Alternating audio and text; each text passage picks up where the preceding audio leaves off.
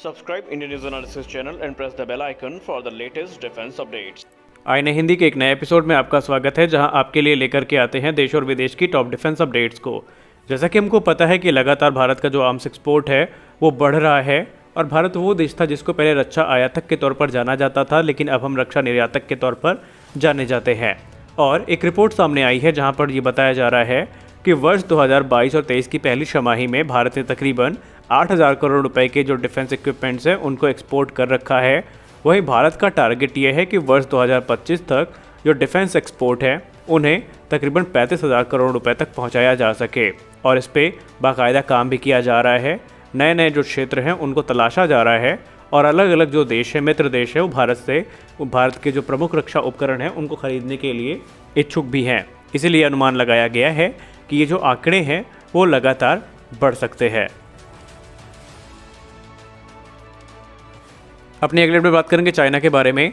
China में जुहाई air show 2022 का आयोजन किया जा रहा है, लेकिन आयोजन से पहले एक ड्रोन की ऐसी फोटो सामने आई है जिसने सबको चौंका दिया है।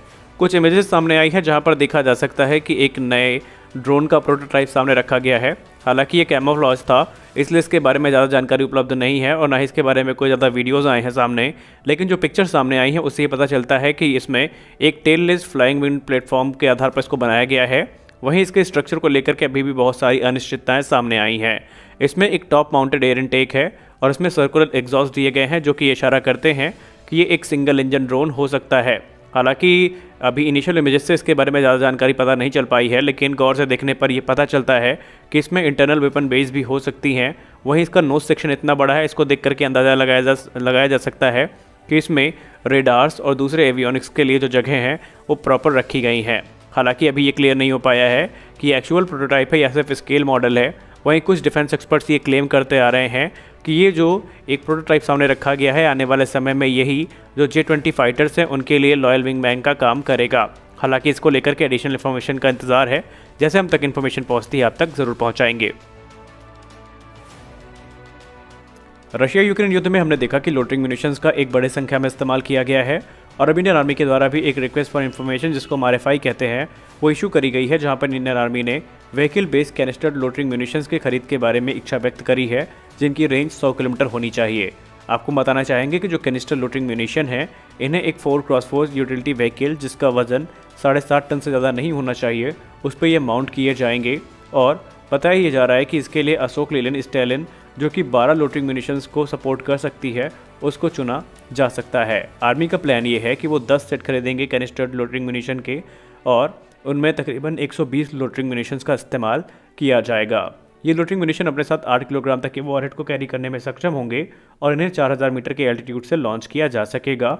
इनका एंड्योरेंस टाइम 2 घंटे होना चाहिए और ये हाईएस्ट एक्यूरेसी के साथ आएंगे।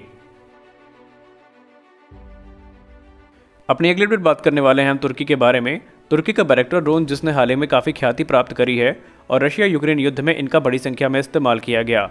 वो बात दूसरी थी कि रशिया के एयर डिफेंसेस के आगे ये ज़्यादा सक्सेसफुल नहीं हो पाए। जितनी ख्याति इन्होंने आर्मेनिया और अजरबैजान के युद्ध में प्राप्त करी थी उतनी ख्याति इन्हें वहाँ नहीं मिल पाई। लेकिन अब माना जा रहा है कि बैरेक्टर टेक के द्वारा रिपोर्ट में बताया गया है कि उनके जो TB2 ड्रोन्स होंगे अब वो ना सिर्फ एयर टू ग्राउंड अटैक करने में सक्षम होंगे, बल्कि अब उन्हें जो नेक्स्ट जनरेशन की एयर टू एयर मिसाइल्स हैं इनसे भी इक्विप किया जाएगा। जी हाँ, ये बियॉन्ड विजुअल रेंज की एयर टू एयर मिसाइल को भी कैरी करने में सक्षम होंगे।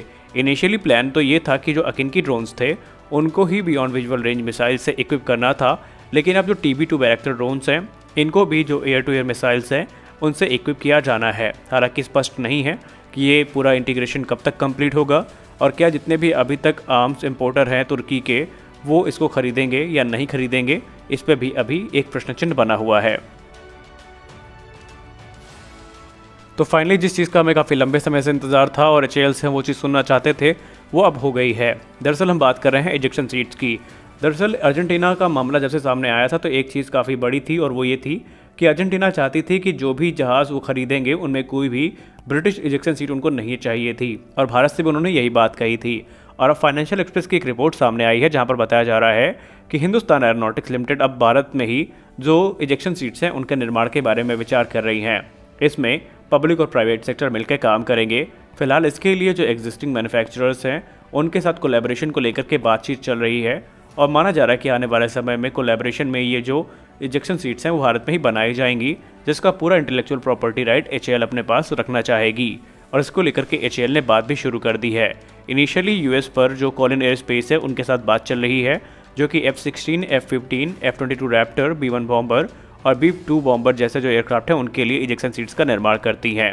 और जो कॉलिन्स एयर स्पेस है इसने अपनी ACIS-5 इजेक्शन सीट भारत को ऑफर करी है और सिमिलर ऑफर मार्टिन बेकर के द्वारा भी किया गया है। लेकिन गौर करने वाली बात यह रहेगी कि अर्जेंटीना की जहां तक बात रही तो अर्जेंटीना ने ब्रिटिश इजेक्शन सीट को लेकर के मना किया है, लेकिन अगर भारत के साथ मार्टिन बेकर बिल के बनाएगी तो इंटेलेक्चुअल प्रॉपर्टी राइट्स भारत के पास ही होंगे, यानी भारत किसी को भी ये एक्सपोर्ट कर सकेगा। हमारी अगली बड़ी अपडेट HAL से है। HAL CMD ने कंफर्म कर दिया है कि अर्जेंटीना, मलेशिया और जो इजिप्ट है इनके साथ तेजस को लेकर के बातचीत चल रही है और उनका ये दावा है आने वाले 1 से 2 वर्षों में आपको तेजस का एक बड़ा ऑर्डर देखने को मिलेगा। मलेशिया से बात करते हुए उन्होंने ये भी कहा कि मलेशिया का जो प्रोक्यूरमेंट है उसको लेकर के अभी फाइनलाइज कुछ भी नहीं हुआ है। दरअसल जो फाइनल रिपोर्ट है मलेशिया के द्वारा वो फाइनेंस मिनिस्ट्री को सबमिट करी गई है, जो कि अभी निर्णय लेना उस पर बाकी है।